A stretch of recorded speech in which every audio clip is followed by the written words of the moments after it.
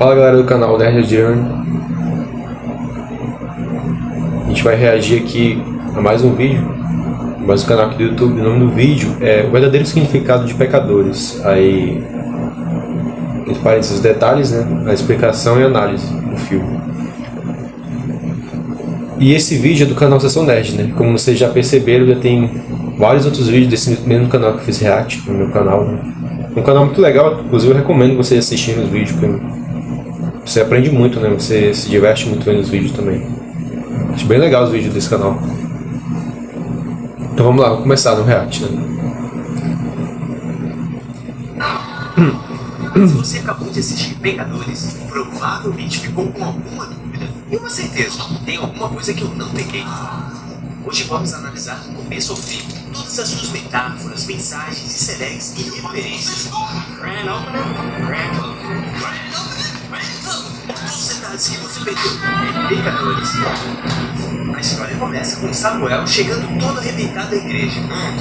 Ele para da porta e não entra. Igual os vampiros, que só entram quando são convidados. Deixa a dúvida, será que ele também é um? O pai, que é pastor, pede para ele largar a música e ficar só na igreja.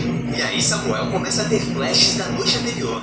Esses flashes não são só trauma, mas a forma como o pai age faz lembrar o vampiro. Repare que ao olhar para os fiéis da igreja, o Samuel vê flashes dos seguidores. No fim, tanto o pai quanto o vampiro querem trazer o Samuel para o seu lado. Corta para o dia anterior, para mostrar como chegamos até aqui. Conhecemos os gêmeos Fumaça e Collision, apelidos tirados do músicos como Stack Light, um clássico de dor e solidão.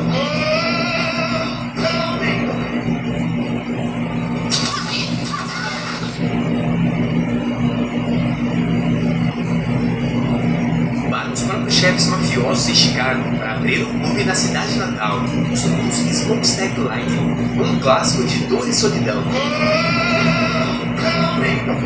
Eles roubaram os próprios chefes mafiosos em Chicago para abrir um clube na cidade natal e agora compram uma velha serraria, só que sem nenhum documento. Ou seja, o dono pode comprar a qualquer momento e tomar o lugar de volta. E é exatamente isso que ele tenta fazer no final. Vocês relataram esse show? O show de Bingo já era pista. Ele tinha dado esse golpe antes e limparam o sangue. Até a Abutre sobrevoou o local por causa da matança. Com o local garantido, os gêmeos vão atrás das bebidas que tinham escondido no mato. Só que dentro do caminhão também estava uma cobra, um símbolo clássico do mal. O Fumaça atravessa ela, do mesmo jeito que vai fazer com o vampiro mestre no final. E a ligação não é só pelas presas. O olhar da cobra brilha do mesmo jeito que dos vampiros. O filme não fala diretamente porque o caminhão está escondido, mas tudo acontece na época da Lei Seca, quando a proibição do álcool fez explodir o contrabando e o crime organizado. Naquele período, os gangsters viram uma oportunidade de recrutar veteranos negros que tinham voltado da Primeira Guerra. Eram homens treinados, mas sem emprego, que acreditaram que teriam mais oportunidades depois de lutar pelo país. A realidade foi outra. Muitos acabaram contratados por salários baixos e usados como mão de obra militarizada pelas gangues. A gente estava em Chicago trabalhando pro Capone. Foi nesse cenário que os dois trabalharam em Chicago. O Fumaça vai ao centro atrás de um amigo para fazer um letreiro. Eu achei muito legal a interpretação desse ator. Interpretou os gêmeos, né? Pelas pesquisas que eu fiz, para falar aqui pra vocês, o filme é o Michael B. Jordan, né? Que é um ator muito prestigiado, né, em Hollywood, né? Tem vários filmes. Tem um dele que eu gosto muito, que é o... Não, tem alguns, né, dele que eu gosto muito, que é o Lee Rock, né? O mais recente que ele fez, né? O Creed. Que ele fez lá, né, com o Sylvester Stallone, né? E tem o da Marvel, né? O Pantera Negra, né? O primeiro filme Pantera Negra que ele fez, o vilão lá, o Killmonger, né? É um ator que, assim, que eu acho muito top, assim, ele... Acho bem bacana ele, assim, atuando. A atuação dele é muito legal. Esse filme aí, todo mundo aí saiu bem nesse filme, né? Ele, né, o Michael B. Jordan, né, que interpretou um dos protagonistas, né? Aquela atriz que interpretou a namorada dele, né, de um dos gêmeos aí, que é branca, né? Que eu já conheci ela antes do outro trabalho que ela fez na série do Gavião Arqueiro lá, né? Da Gavião Arqueira, da Marvel. Que ela foi colocada, introduzida no MCU, né? Ali eu conheci o trabalho dela, né? E nesse filme ela sai muito bem, ela atua muito bem.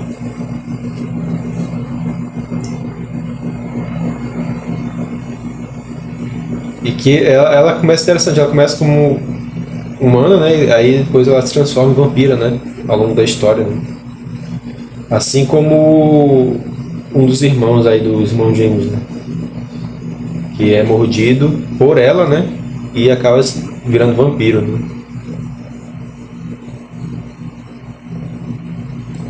Foi nesse cenário que os dois trabalharam em Chicago.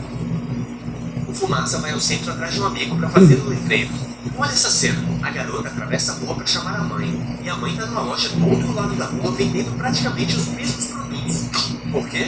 Porque no sul dos Estados Unidos, a segregação racial era assim, e dividia comércio e até ruas inteiras. Um lado da rua só para brancos e o outro só para negros. Os chineses ficavam no meio. Vieram depois da abolição como alternativa de mão de obra barata. Recebiam pouco, não tinham voz política e por tempo saíram do campo e abriram pequenas mercearias. Não eram vistos como brancos, mas circulavam entre as duas comunidades. Para os negros, fazer isso era quase impossível. A sociedade criava todo tipo de barreira. No filme, isso aparece no Clube dos Gêmeos. Mesmo com sucesso, não tinham chance. Parte da comunidade recebia em moedas do patrão. Era como se fossem fichas que só valiam nas lojas dele, com o preço lá em cima. E mesmo que superassem isso, vinha perseguição racial e o negócio fechado. Esses mundos estão todos abandonados. Não dá pra crescer. Essa segregação aparece em vários detalhes do filme. Restaurantes só para brancos, bilheteria com placa só para pessoas de cor. Eram obrigados a esperar o trem do fundo da estação. Nada é falado, mas tá tudo ali. E é tão assustador quanto um bando de vampiros. Por que eles tinham caras assim? Uma coisa que eu vi e que ficou bem claro nesse filme, né? Quando eu assisti esse filme, é essa questão, a abordagem que eles fazem sobre essa questão de segregação racial, né? De tudo aí na cultura é dividido, é separado entre as coisas para branco e as coisas para negro. Uma coisa que me chamou muito a minha atenção nesse filme, né? Essa parte aí da segregação racial e tudo, né? Na cultura aí. Sabe o que eu quero? Bastante. A gente sabe, ele vai dirigir depois. Eu tava com o violão do Charlie Patton esse tempo todo. Charlie Patton é visto como o pai do blues, um músico que influenciou gerações e que se especula que tem origem afro-americana, choctaw e possivelmente irlandesa, justamente os três povos citados no filme. Irlandês. Na terra dos choctaws e afro-americanos. Imagine poder criar o que quiser.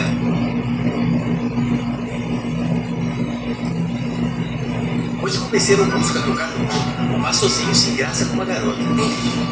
Este é o nome do clube pós-créditos, provavelmente do Samuel. E quando Fuligem é abordado por uma mulher branca, o primo fica preocupado. Lembrando pra você. E o motivo de toda essa preocupação fica claro depois, quando Slim conta a história de um amigo que foi linchado. Eles inventaram que ele matou um homem branco e estuprou a esposa dele. Eles deixaram ele ali mesmo na estação de trem. Depois de narrar algo tão pesado, Slim começa o blues. E eu gosto desse detalhe. A música inicia quase em choro e termina em um sorriso. Esse é o blues. Uma música que nasce da tristeza, mas que também ajuda a colocar a dor pra fora e seguir em frente. No caminho do clube, eles passam por prisioneiros abrindo uma vala. É um retrato fiel da época. Mesmo depois da abolição, o trabalho forçado ainda era permitido para presos. Não demorou para os estados do sul criarem leis de vadiagem, tão vagas que qualquer um podia ser preso. E por coincidência, quase sempre negros. Os presos por vadiagem. Esses presos eram arrendados para fazendas em condições brutais, muitas vezes até piores que a escravidão. Eles ganham para suportar o peso do serviço. Que não está longe do Brasil. No Brasil, posso falar bem sobre isso, que eu sou formado em Direito, né? Tem crime também de vadiagem, né? Tá no Código Penal, não está tipificado, né? E nesse ponto é bem parecido com o que tem no Brasil, né? Mesmo jeito que o pastorzinho fazia ao colher algodão. Novamente, a busca surge como ferramenta de resistência. There's a reason why people suffer the most. Tonight, it's one of the most powerful beauty. Perto Eu dali, achei bacana esse filme também a abordagem que eles fazem nessa parte do estilo musical do blues, né? Que é afro, né? De origem afro. E é da cultura negra, né? Assim, predominantemente da cultura negra, né? De origem afro. Se originou, né, na cultura negra, né? Eu acho bem interessante essa abordagem que eles fazem, né, do estilo musical do soul, né? o Fumaça procura a ex-esposa para cozinhar no clube. É nesse momento que a gente descobre que ele perdeu uma filha. Um detalhe que explica seu jeito durão e reforça o contraste dos irmãos. Enquanto Fuligem está sempre sorrindo, o Fumaça passa o filme inteiro de cara fechada e só sorri de verdade quando reencontra a filha no final, que é pra mim um dos detalhes mais bonitos do filme. Essa é a cena em que conhecemos o vampiro. Ele aparece como se tivesse caído do céu. E no fim, vamos descobrir que ele realmente pode voar. Queimando no sol, ele encontra uma casa, mas como todo vampiro, precisa de permissão para entrar. E tem um detalhe interessante aqui. Primeiro ele diz que está sendo perseguido pelo Choctaw. Mas ao ver as vestes da clã, muda o tom e passa a chamar de índios sujos. Para explorar o preconceito do casal a seu favor. E aqui vem a ironia. Na vida real, a nação Choctaw ajudou a Irlanda durante a Grande Fome, um gesto histórico enorme. Ou seja, não faria sentido eles perseguirem um irlandês sem motivo, porque não tinham preconceito. Quando os Choctaw chegam, abutres já sobrevoam a casa, um prenúncio do destino dos donos. Como veremos abutres rodeando o clube.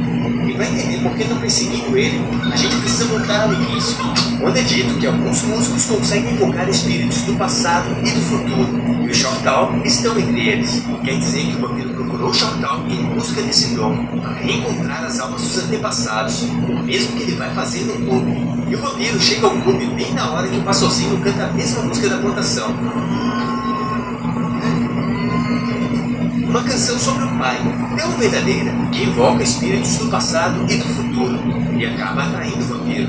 O diretor não escolhe o vilão branco, opressor, que pode se esperar. Ele não é racista, ele não é racista. Não, você sabe o que eu quero dizer. É assim que as pessoas estão vendo. Ele coloca um irlandês, que na época também era a minoria marginalizada, um cara que parece entender a dor deles, porque no passado seu povo também foi oprimido. Os homens que roubaram as terras do meu pai se fizeram essas palavras.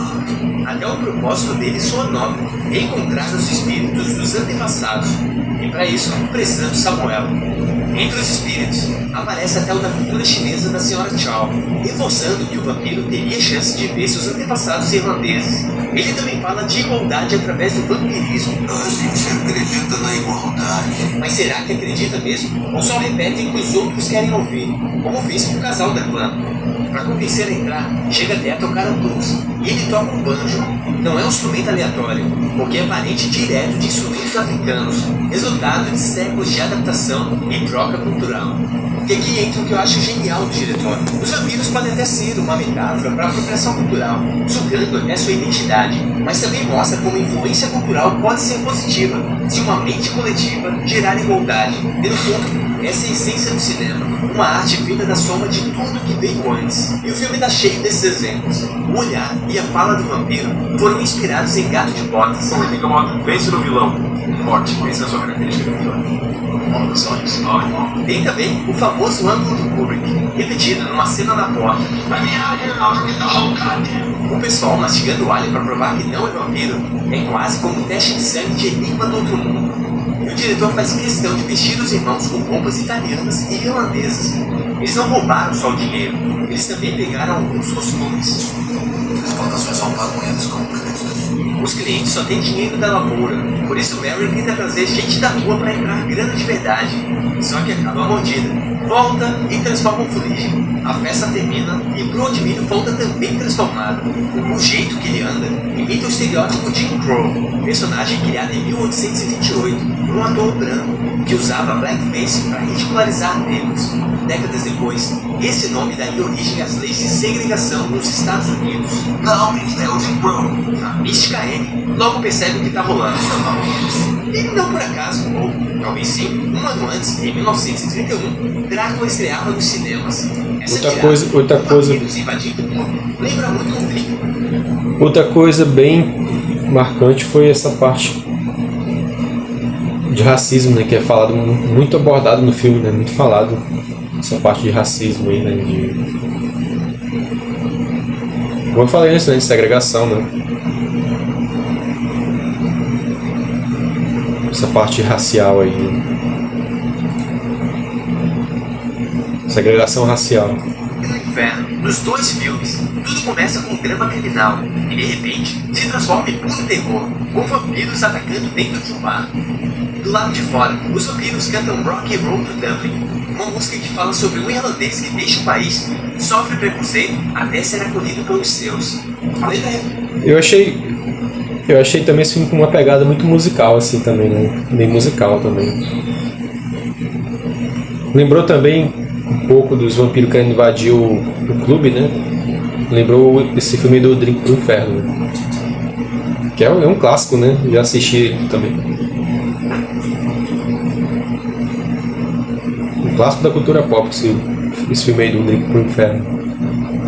E na parte dos vampiros tentando invadir o clube, me lembrou muito esse filme aí, do Drink pro Inferno. Flecha os planos do vampiro mestre, acabar com o preconceito, transformando... Aquele que faz lá o Pro de Milho, eu lembrei dele na hora que ele fez o filme no filme do American Pie, né? Aquele de 2005 lá. Que o protagonista é o irmão do Stifler, né? Principal, da franquia principal, né? Aquele grandalhão lá, moreno lá, grandalhão. Fez o Pro de Milho, né? Eu acho o apelido dele. Que chamava ele no filme. Todos uma grande família de vampiros. Desesperada para proteger a filha, Grace acaba deixando os vampiros entrar. O nome dela é Grace, não por acaso.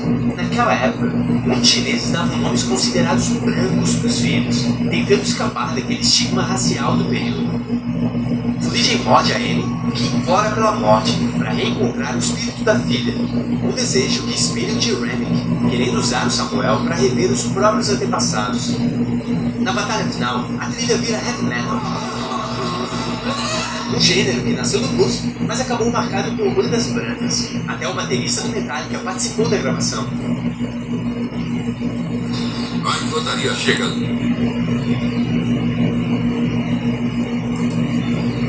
O amuleto impede que um irmão ataque o outro, e o violão vira arma nas mãos do Sammy, poético. Santo Metallica participou da gravação. O amuleto impede que um irmão ataque o outro, e o violão vira arma nas mãos do Sammy, poético, já que a música sempre foi arma de resistência, do blues ao rap.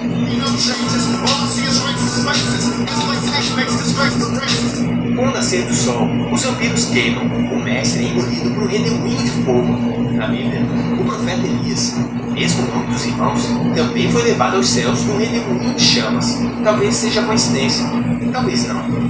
Sammy corre para a igreja, Fumaça fica, arranca o amuleto, sem mais por que viver, e encara Clan. Grande inauguração, grande encerramento. A frase está no texto do Chris Rock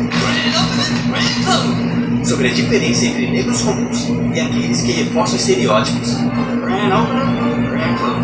Que por sua vez deve ter pego da música do Jay-Z. E aí vem a catarse. Fumaça elimina a Clan numa cena tarantinesca que dá aquela satisfação. Ele carrega a placa de identificação da Primeira Guerra, a do irmão. É como se ele fosse mais uma vez para a batalha ao lado dele. O outro Clan encontra a esposa e a filha, recusa o dinheiro do homem branco e abraça o que realmente importa. Voltamos à cena inicial. Sammy recebe o ultimato de largar a música e vive. Eu achei aquele momento lá que o Fumaça ele sai matando, né, atirando todo mundo lá do pessoal branco, né, do dono lá que veio pegar o clube dele de volta, né, tomar o clube dele de volta. Achei bem top, assim, achei bem B10, ó. Achei uma pegada estilo do Rambo, estilo filme do Rambo, assim, que ele sai matando geral, assim, sozinho, com a arma que ele tem na mão, né? Achei bem foda isso, eu achei bem top. Bem legal. E depois aquela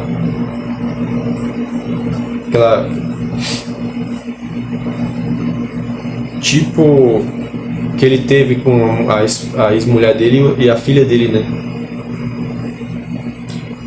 Que Fumaça teve tipo uma...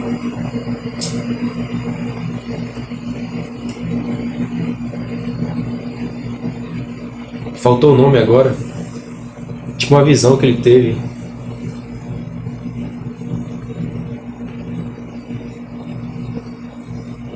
Tipo uma miragem que ele teve com a ex-mulher dele e a filha dele, né? Achei bem bacana também, né? Isso depois que ele ter levado um tiro já vendo... Mas o que eu entendi é que ele já tava morrendo já, né? E teve essa miragem, né? Da ex-mulher dele e da filha dele, né?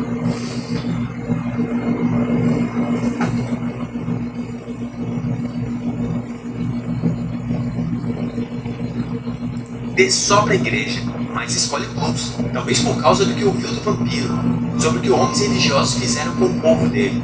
A igreja, literalmente branca, me parece um símbolo da cultura branca tentando apagar a cultura negra, como substituindo as religiões africanas, que até é falado pelo vampiro, como os colonizadores tentaram impor o cristianismo a eles. Roubaram as terras do meu pai, nos impuseram essas palavras. E se torna um pouco irônico quando descobrimos que o pastor, que implora para ele largar a arte, é interpretado pelo poeta e músico Son Williams. A design de produção revelou que essas vigas se cruzando são um easter egg ao gesto de Chadwick Boseman em Pantera Negra, e que essa cena foi pensada para as cruzes representarem Pai, Filho e Espírito Santo, e posicionarem o Pai e o Filho sobre elas. Corta para 1992, o contraste é imediato. Agora temos um músico negro celebrado no palco, diante de uma plateia diversa. Pelo nome do local, dá para entender que Sam se tornou dono de um negócio de sucesso. E quem interpreta a versão mais velha dele é ninguém menos que o lendário guitarrista de blues Buddy Guy.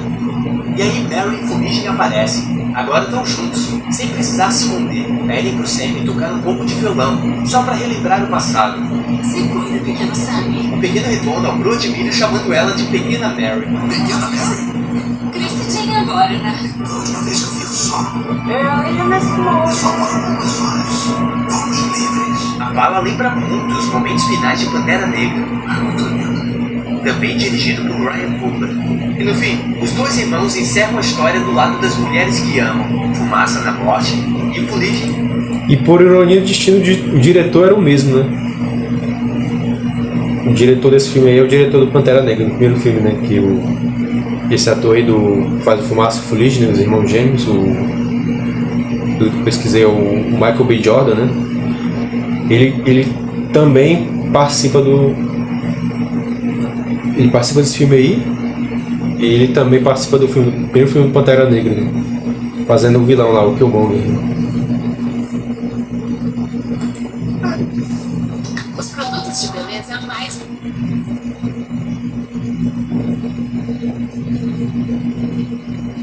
Para essa cena dos gêmeos, Michael B. Jordan uma história do lado. Eu achei muito massa a alucinação, né? A alucinação que achei muito massa, muito top a alucinação que o Fumaça teve com a esposa e a filha dele, né? Mas depois que ele pegou o tiro, né? Como eu falei antes, ele pegou o tiro lá do antigo dono do clube, né? Que queria tomar o clube de volta. E, na minha visão, pelo que eu entendi, ele estava morrendo já e estava tendo aquela alucinação, né? A ex-mulher dele e a filha dele, né? Lado das mulheres que amam, Fumaça na morte e Política também na morte. Para essa cena dos gêmeos, Michael B. Jordan gravou as cenas separadas, contracenando com um dublê. E se reparar bem, a mão muda de tamanho quando ele pega o cigarro. E as sombras também não batem, porque foi filmado em horários diferentes, mas é tão discreto que deixaram passar na pós-produção. E é legal como usam velhos truques práticos para evitar efeitos especiais. Nessa cena, o enquadramento esconde o rosto de um dos gêmeos atrás do arbusto. Desde os primórdios, os filmes de terror costumam ser carregados de críticas. Em Despertar dos Mortos, George Romero usou o choque e zumbis para criticar a sociedade consumista. Aqui Ryan Coogler usa para relembrar o passado. Se cuida, pequeno Sammy. O pequeno retorna ao Pro de milho chamando ela de Pequena Mary. Pequena Mary, Crescidinha agora, né? da última vez que eu vi o sol, Early nas flores. só para algumas horas. Fomos livres. A fala lembra muito os momentos finais de Pantera Negra, É muito lindo. também dirigido por Ryan Coogler. E no fim, os dois irmãos encerram a história do lado das mulheres que amam, Fumaça na morte e o Fuligem também na morte. Para essa cena dos gêmeos, Michael B. Jordan gravou as cenas separadas, contracenando com um dublê. E se reparar bem, a mão muda de tamanho quando ele pega o cigarro. E as sombras também não batem, porque foi filmado em horários diferentes, mas é tão discreto que deixaram passar na pós-produção. E é legal como usam velhos truques práticos para evitar efeitos especiais. Nessa cena, o enquadramento esconde o rosto de um dos gêmeos atrás do arbusto. Desde os primórdios, os filmes de terror costumam ser carregados de críticas e despertar dos mortos. George Romero usou o choque e zumbis para criticar a sociedade consumista. Aqui, Ryan Coogler usa vampiros para falar de apropriação cultural, intercâmbio cultural e colonização, e de uma forma bem inteligente. Esse é um daqueles filmes em que tem muita coisa acontecendo no fundo. E o mais legal é que o diretor parece mais preocupado em juntar do que separar. Em vez de pura e simplesmente apontar que uma cultura foi roubada, ele também mostra que essas trocas moldaram quem somos, Eu penso as próximas. Você vai transmitir. a ponto de deixar a dúvida se a intenção era realmente criticar algo ou só mostrar a realidade da época e deixar a interpretação para o público. Um exemplo é a trilha. É de se esperar que fosse de um músico negro, mas Coogler manteve a parceria com Ludwig Göransson, uma escolha que por si só já faz refletir. E sim, parte da trilha foi gravada com o mesmo violão usado no filme. Mas essa é uma leitura que eu faço como alguém que ama cinema, mas não é inserida em nenhuma causa política e nem nada. Por isso você pode ter enxergado outras nuances. Então, comente embaixo. Porque cinema bom é isso, aberto para cada espectador interpretar algo diferente de acordo com as suas vivências. Grande abraço, até a próxima. O Fumaça também é o mais afetado por traumas. Ele matou o pai quando era uma criança. Ele perdeu uma filha quando um adulto. Ele foi pra guerra.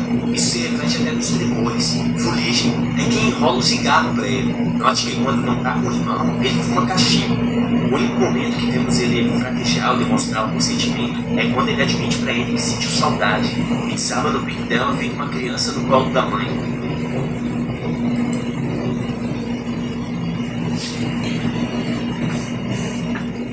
Na minha visão, o que eu entendi é que o diretor nesse filme ele quis fazer uma crítica forte, né, uma crítica social forte, né, essa parte aí de segregação racial, uma crítica também forte ao racismo, né? Mas ao mesmo tempo ele quis mostrar, né, nesse filme aí que todas as culturas juntas moldaram para ser a cultura que a gente tem hoje, né? Então foi isso que eu entendi desse filme aí. Então é isso, galera. Se você gostou do filme, se você gostou do filme não, se você gostou do vídeo, deixe seu like, se inscreve no canal e ativa o sininho para você tá sempre recebendo notificação de vídeo novo. Toda vez que eu postar vídeo novo no canal, toda semana eu posto um vídeo novo. Compartilhe esse vídeo com todo mundo que você gosta, né? Seus parentes, seus amigos, todo mundo.